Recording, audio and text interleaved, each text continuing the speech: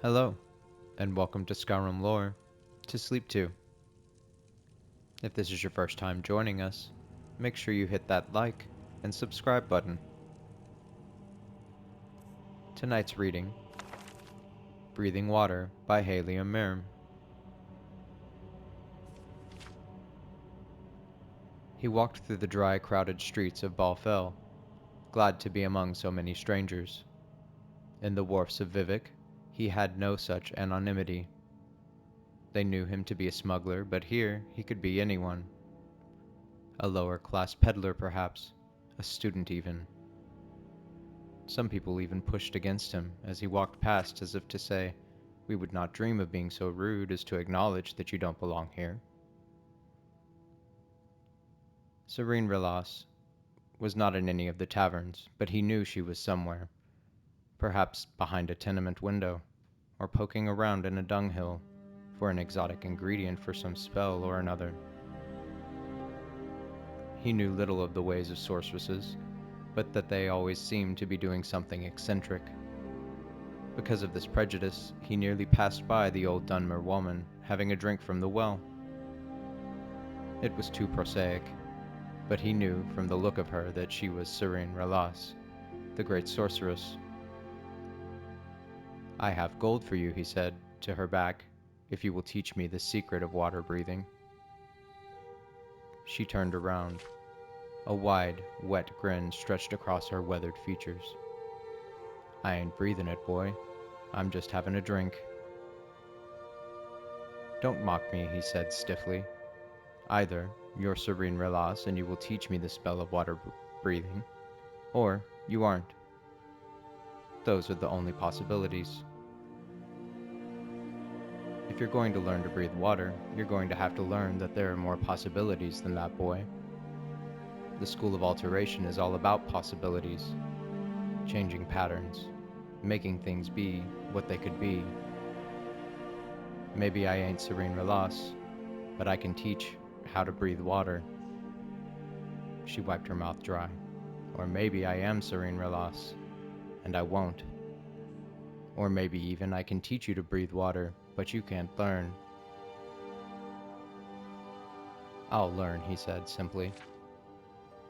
"Why don't you just buy yourself a spell of water breathing or a potion over at the Mage's Guild?" she asked. "That's how it's generally done." "They're not powerful enough," he said. "I need to be underwater for a long time. I'm willing to pay whatever you ask, but I don't want any questions. I was told you could teach me." "What is your name, boy?" "That's a question," he replied. His name was Tharian Winleth, but in Vivek they called him the Tollman. His job, such as it was collecting a percentage of the loot from the smugglers when they came into harbor to bring to his boss in the Kamanatong.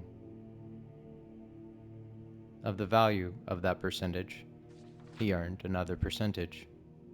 In the end, it was very small indeed. He had scarcely any gold of his own, and what he had, he gave to Serene Relas. The lessons began that very day. The sorceress brought her pupil, who she simply called Boy, out to a low sandbank along the sea.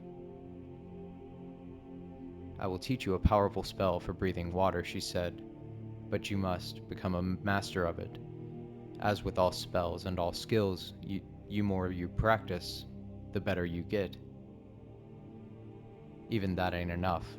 To achieve true mastery, you must understand what it is you're doing.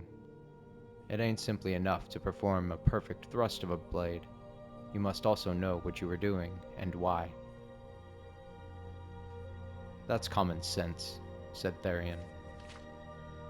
"Yes, it is," said Serene, closing her eyes. "But the spells of alteration are all about uncommon sense, the infinite possibilities, breaking the sky, swallowing space, dancing with time, setting ice on fire, believing that the unreal may become real. You must learn the rules of the cosmos, and then break them." "That sounds very difficult," replied Tharian. trying to keep a straight face. Serene pointed out to the small silver fish, darting along the water's edge. They don't find it so. They breathe water just fine. But that's not magic. What I'm saying to you, boy, is that it is. For several weeks, Serene drilled her student, and the more he understood about what he was doing and the more he practiced, the longer he could breathe underwater.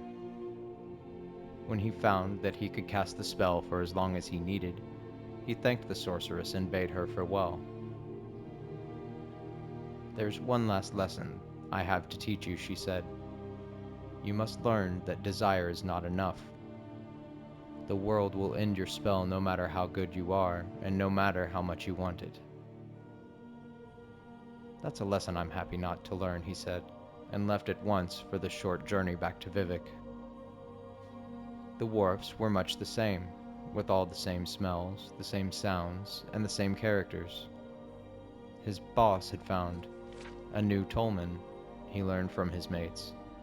They were still looking out for the smuggler ship Morodrung, but they had given up hope of ever seeing it. Tharian knew they would not. He had seen it sink from the wharf a long time ago. On a moonless night, he cast his spell and dove into the thrashing purple waves. He kept his mind on the world of possibilities, that books could sing that green was blue, that water was air, that every stroke and kick brought him closer to a sunken ship filled with treasure. He felt magic surge all around him as he pushed his way deeper down. Ahead he saw a ghostly shadow of the Morodrung, its mast billowing in a wind of deep water currents. He also felt his spell begin to fade. He could break reality long enough to breathe water all the way back up to the surface, but not enough to reach the ship. The next night, he dove again, and this time, the spell was stronger. He could see the vessel in detail, clouded over and dusted in sediment. The wound in its hull where it had struck the reef, a glint of gold beckoning from within. But still he felt reality closing in, and he had to surface. The third night, he made it into the steerage, past the bloated corpses of the sailors, nibbled and picked apart by fish, their glassy eyes bulging, their mouths stretched open. Had they only known the spell, he thought briefly, but his mind was more occupied by the gold scattered along the floor, the boxes that contained them shattered. He considered scooping as much as he could carry into his pockets, but a sturdy iron box seemed to bespeak more treasures. On the wall was a row of keys. He took each down and tried it on the locked box, but none opened it. One key, however, was missing. Thalion looked around the room. Where could it be? His eyes went to the corpse of one of the sailors, floating in a dance of death not far from the box, his hands tightly clutching something. It was a key. When the ship had begun to sink, the sailor had evidently gone for the iron box. Whatever was in it had to be very valuable. Thalion took the sailor's key and opened the box. It was filled with broken glass. He rummaged around until he felt something solid and pulled out 2 flasks of some kind of wine. He smiled as he considered the foolishness of the poor alcoholic. This was what was important to the sailor out of all the treasure in Morodrung. Then, suddenly, Thalion Winloth felt reality. He had not been paying attention to the grim, tireless advance of the world on his spell. It was fading away, his ability to breathe water. There was no time to surface. There was no time to do anything. As he sucked in, his lungs filled with cold, briny water. A few days later, the smugglers working on the wharf came upon the drowned body of the former tollman.